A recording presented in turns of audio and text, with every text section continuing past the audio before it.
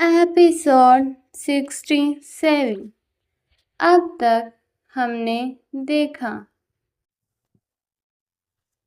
प्रेम अदिति को college drop करता है और उसे याद दिलाता है कि आज वह दोनों मूवी देखने जाएंगे, जिस पर अदिति उसे हाँ कर देती है और कॉलेज के अंदर चली जाती है। वहीं राज, जिसने उन दोनों की बात सुन ली थी, वह डिसाइड करता है कि वह सब कुछ पता करके रहेगा कि अदिति इस शादी से खुश है या नहीं। अब आगे अदिति को कॉलेज ड्रॉप करने के बाद प्रेम अपने ऑफिस चला जाता है और वापस अपना काम करने लगता है। साथ ही देव से कहकर आज की पूरी प्लानिंग रेडी करवाता है। वहीं कॉलेज में अदिति, देव और निशा की ये लास्ट क्लास थी, जो कि अब ख़त्म हो गई थी। टीचर ने क्लास से जाने से पहले उन सबको इन्फॉर्म कर दिया था कि अगले महीने से उन सबकी एग्ज़ाम है, तो अब उनको सेल्फ स्टडी करनी है और अब क्लास नहीं होगी। जिस पर कुछ लोग यह सुनकर खुश तो कुछ लोग दुखी हो जाते हैं। टीचर सबको यह बताकर क्लास से चला जाता है, जिसके बाद निशा अदिति से कहती है, निशा खुश होकर, अदिति अदिति मज़ा आ गया यार, अब आराम से घर रहकर रेस्ट करूँगी। मैं तो कितना टाइम हो गया यार, ये कॉलेज के चक्कर में टाइम ही नहीं मिलता, लेकिन अब तो पूरे 1 महीने आराम से सोना, उठना, खाना और घूमना, मज़ा आ जाएगा। अदिति, छोटी मस्ती करने के लिए नहीं दी गई है, बल्कि पढ़ने के लिए दी गई है, तो ये सब बाद में, पहले स्टडी, वैसे भी लास्ट ईयर है।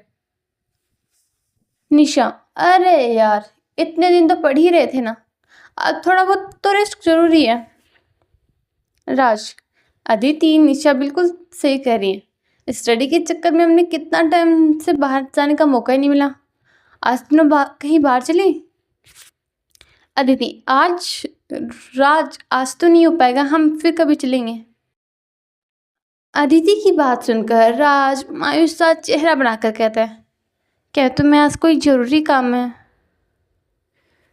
राज की बात सुनकर अदिति उससे कहती है, हाँ नहीं, वो आज मन नहीं है, बस इसलिए।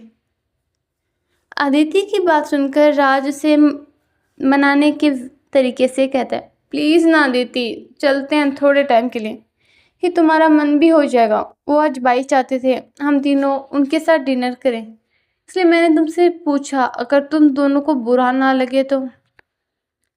अदिति,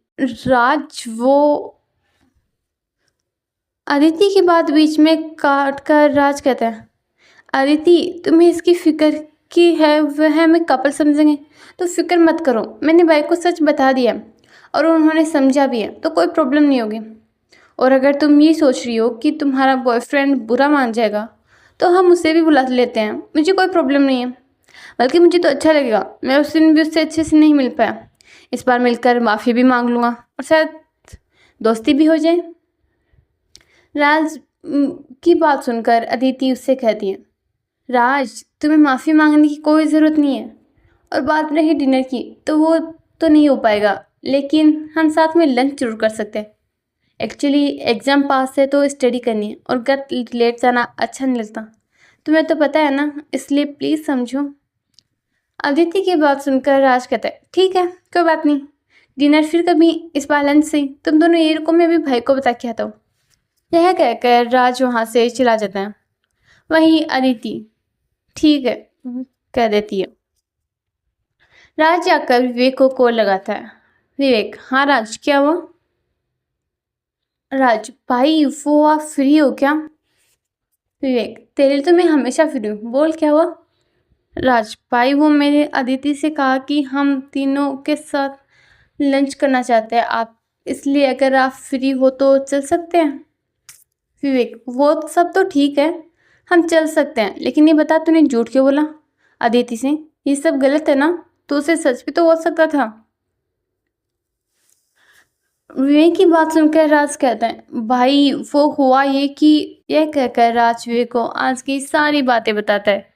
इसलिए मैंने उससे झूठ कहा, मैं चाहता हूँ कि अदिति प्रेम से थोड़ा दूर रहे, ताकि उसे हर्ट ना हो बाद में, इसलिए ऐसा कर रहा हूँ। मैंने सही किया ना भाई? राज की बात सुनकर विवेक से कहता है, हाँ तूने सही किया, फिक्र मत कर और आगे का मुझ पर छोड़ दे, मैं सब संभाल लूंगा।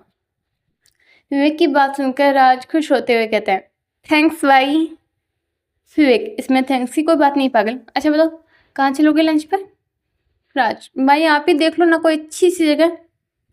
विवेक, अच्छा ठीक है, मैं कोई जगह देखता हूँ। राज, जहाँ अदिति कंफर्टेबल हो।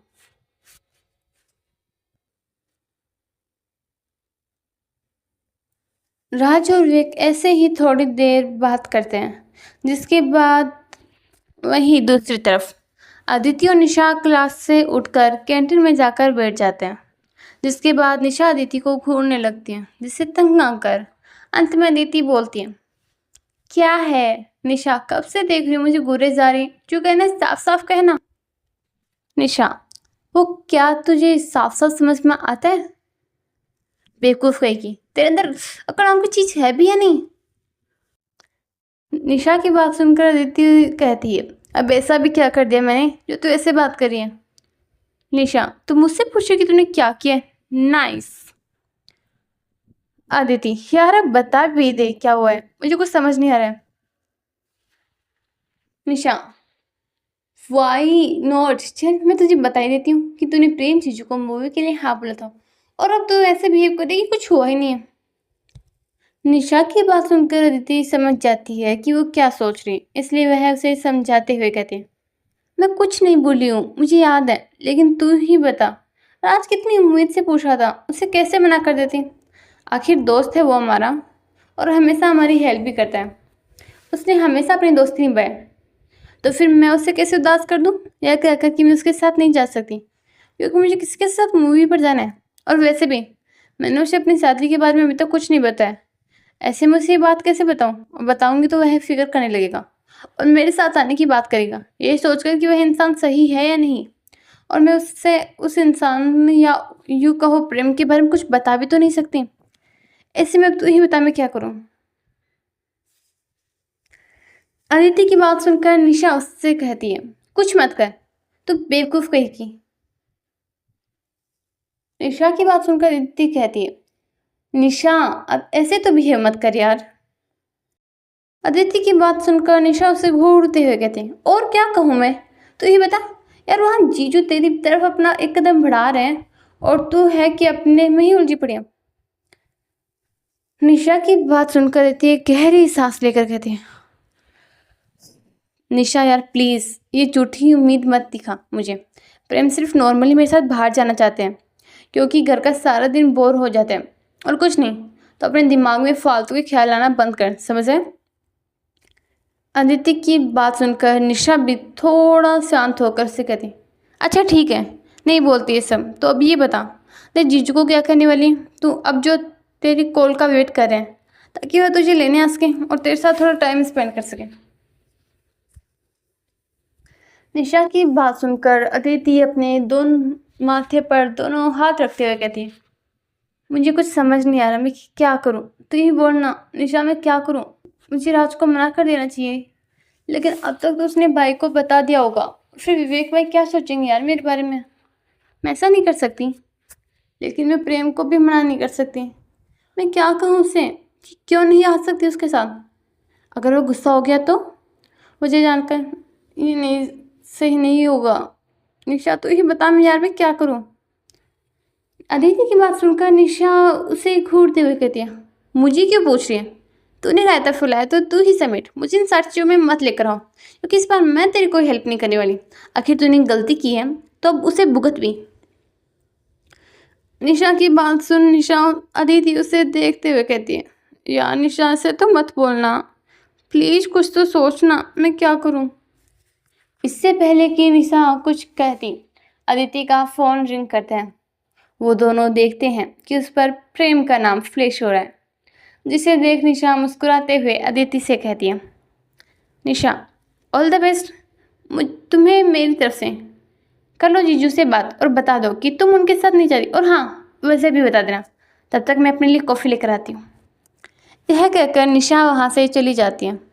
वहीं अदिति उसे उम्मीद भरी निगाहों से देखती है, लेकिन निशा उस पर ध्यान नहीं देती। जिसके बाद अदिति अपने फ़ोन की तरफ देखती है। है डियर लिसनर्स, कैसा लगा आपको आज का पार्ट ज़रूर बताना। और आपको क्या लगता है क्या होगा आगे, जब प्रेम को पता चलेगा अदिति के उससे मिलने ना आने की वजह? क्या होगा जब प्रेम को पता चलेगा राज और विवेक के बारे में? और क्या होगा, क्या प्रेम समझेगा अदिति की बात को या होगा उससे गुस्सा? या होने वाला कोई इसमें धमाका नया? जानने के लिए बने रहे हमेशा इस कहानी में।